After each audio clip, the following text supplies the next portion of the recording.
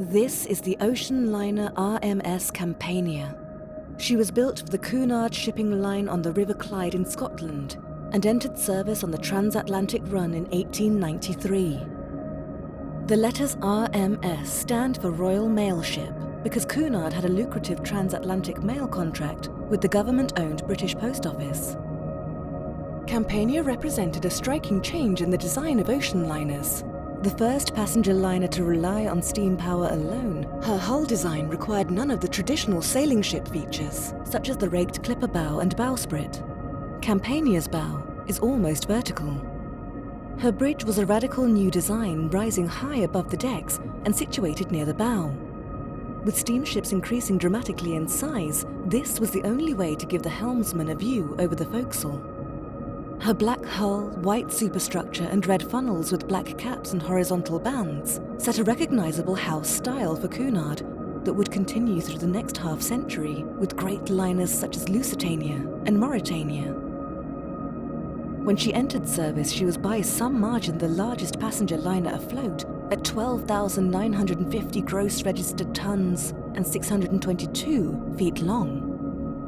She was also the fastest, breaking the record for both westbound and eastbound transatlantic passages, taking the coveted blue riband at an average speed of over 21 knots, making a passage of under 6 days between Queenstown in Ireland and Sandy Hook in New York.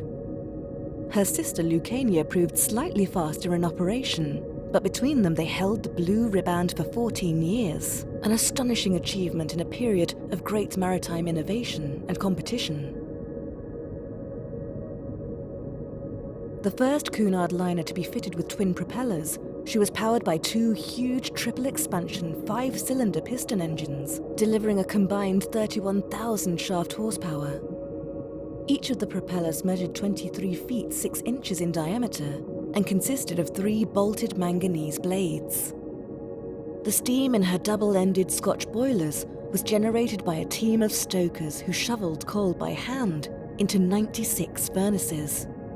In this age before steam turbines, her boilers ran at just 165 pounds per square inch, and the direct drive propeller shafts turning a mere 79 revolutions per minute. But at the time, this was the very height of marine engineering achievement. These are copper breakwaters. As steamships became larger and faster, so the damage that water on deck could cause rose accordingly, and these breakwaters directed the water safely back overboard. Her main role was to carry passengers, and her 600 first-class passengers enjoyed the very height of Victorian opulence. The first-class smoking room was furnished in Elizabethan style, with oak panelling, and included an open fireplace, a first for ocean liners. Extensive use was made of marble, and there was also a hot water system, and an extensive system of call bells. 400 second-class passengers could travel in fair comfort, while the 1,000 third-class passengers were berthed in what was derisively termed steerage. Built before the era of heavily regulated passenger safety, she had 20 lifeboats, with a total capacity to evacuate about half the number on board. Launching was by radial davits, slow to operate. Not until gravity davits were developed in the 1920s did launching lifeboats become quick and simple. Internally, Campania was subdivided with the latest watertight doors that could be closed in an emergency by bridge control. She was a 2-compartment ship, which meant that she should stay afloat even with 2 compartments holed and flooded. In 1901, she became the first liner fitted with Marconi wireless telegraph and made history by being the first ship to exchange any form of information by wireless, and subsequently exchanged the first ever ice bulletin. 2 years later, for the first time, radio was used in the ship to provide a news service for passengers.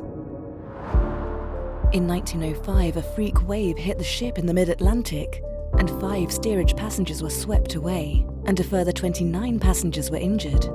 This was the first time Cunard had lost any passengers through accident. When war broke out in 1914, Campania became one of the world's first aircraft carriers, and the first ship ever modified to have a permanent flight deck.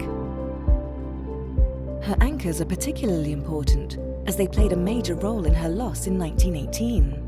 When converted into a warship, These original Admiralty pattern anchors were replaced by stockless anchors, which were easier to handle. However, they had less holding power than these originals.